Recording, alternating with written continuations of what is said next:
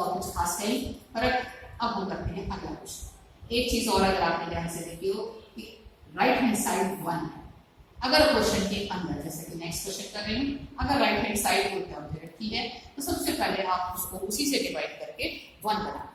Question number 7, 36x² plus 4y² is equal to 140।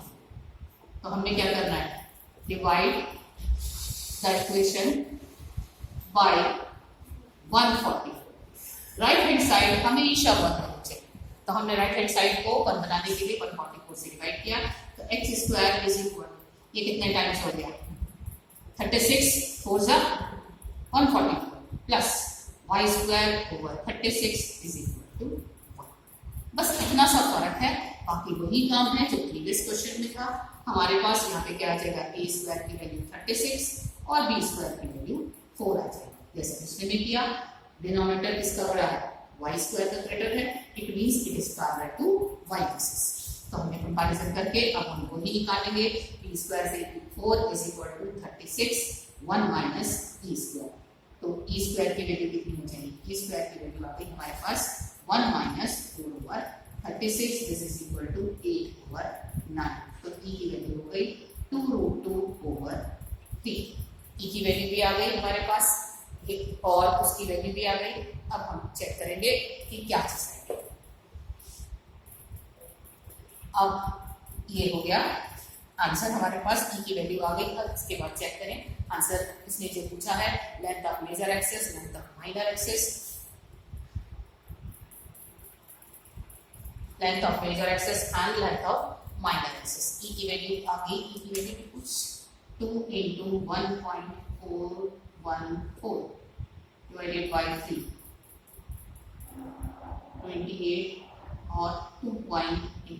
चलिए ठीक है, मैं यही चेक कर रही थी कि ये लेस देन 1 है या ग्रेटर देन 1 तो नहीं आ गई है, तो ये ठीक है, 2√2 ओवर 3 है। तो अब हम वही चीज निकाल लेंगे। फोकस के कोऑर्डिनेट क्या आ जाएंगे, plus minus 0 and plus minus AE। तो कितना आया, 0 प्लस माइनस AE का मतलब 6 इंटू 2√2 ओवर 3, तो ये हमारे पास आ जाएगा 4√2। इसी तरह से वर्टेक्स के कोऑर्डिनेट, वर्टेक्स लिखो या वर्टिसेस 0 प्लस माइनस A, तो हमारा आंसर आएगा 0 प्लस माइनस 6। बाकी सारी चीजें आप निकालोगे, इंटरसेक्टम भी आ जाएगी, डायरेक्ट्रिक्स भी आ जाएगी, वर्टेक्स भी आ जाएगी। अब जो नेक्स्ट क्वेश्चन है उनके अंदर क्या है, ये कोऑर्डिनेट्स दे रखी है और हमें इक्वेशन निकालनी है। तब भी हमें यही काम करना है, कंपैरिजन करके a और b की वैल्यू निकालेंगे और सीधे आंसर में रखेंगे। हमें कोई खास ये नहीं कि जो हमने इक्वेशन निकालने में पूरा किया था वो कुछ नहीं करना। क्वेश्चन नंबर 10 बिल्कुल इजी सी एक्सरसाइज है, कुछ खास नहीं। वर्टिसेस, वर्टिसेस के कोऑर्डिनेट हमें दे रखे हैं प्लस माइनस 5 एंड 0। साथ ही साथ हमें दे रखा है फोकस के कोऑर्डिनेट। एक चीज और, ये प्लस माइनस का मतलब यही है कि एक्सेस से या ये कहें कि उसका सेंटर ओरिजिन पे है, दोनों साइड बराबर दिया है, एक तरफ +4 है तो एक तरफ -4। तो ये हमें कोऑर्डिनेट दे रखे हैं, इसमें लिखा है फाइंड द इक्वेशन। अब हम कंपैरिजन कर लेते हैं। ये तो समझ आ गया कि इक्वेशन जो आएगी वो x² over a² y² over b² is equal to 1। Vertices के कोऑर्डिनेट हमारे क्या होते हैं, plus minus a and 0। It means a की वैल्यू कितनी हो गई, 5। फोकस के कोऑर्डिनेट हमारे पास है प्लस माइनस a एंड 0। तो a की वैल्यू कितनी हो गई, 4। e की वैल्यू कितनी आ गई, 4 ओवर 5। अब हम b² की वैल्यू निकालते हैं, क्योंकि हमें चाहिए a² और b²।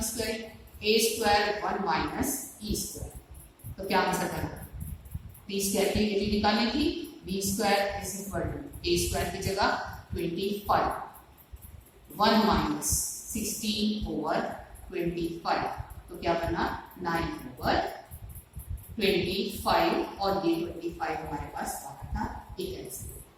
b² की वैल्यू 9 आ गई, a की वैल्यू, तो आंसर क्या चीज बनती है, x² over 25 plus y² over 9 is equal to 1। ये b² की वैल्यू आई है, इसका स्क्वायर नहीं करना। नेक्स्ट क्वेश्चन कोऑर्डिनेट्स फाइंड करना एंड्स ऑफ मेजर एक्सिस। अगले क्वेश्चन में, this is question number 13, ends of major axis. Ends क्या थे मेजर एक्सिस के? प्लस a और minus a। Ends of major axis is plus minus 3 and 0, and ends of minor axis is 0 plus minus 2. Ends of minor axis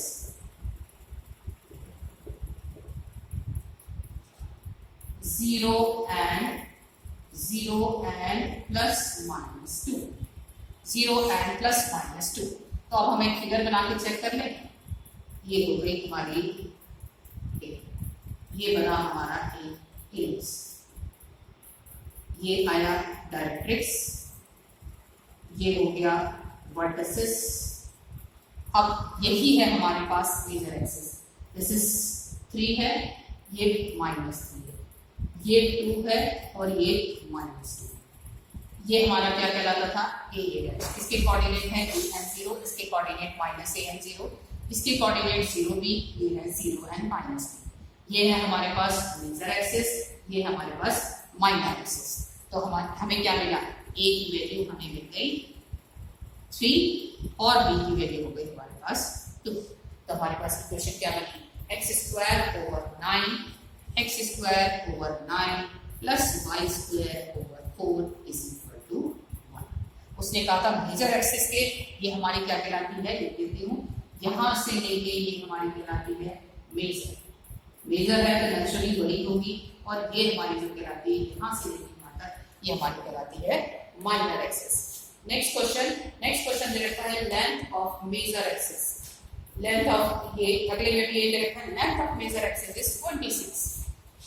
length दे रखी है, इसका मतलब 2l लिखा है, और उसने 2 भी ना देके आपको फोकस के कोऑर्डिनेट दे रखे हैं। वही चीज है कि 2 अननोन है, हमने उसी की वैल्यू निकालना है। चलिए अगले क्वेश्चन में उसने दे रखा है length of major axis. Length of major axis देखी है, लेंथ ऑफ मेजर एक्सिस है हमारे पास 26। This is question number 15, length of major axis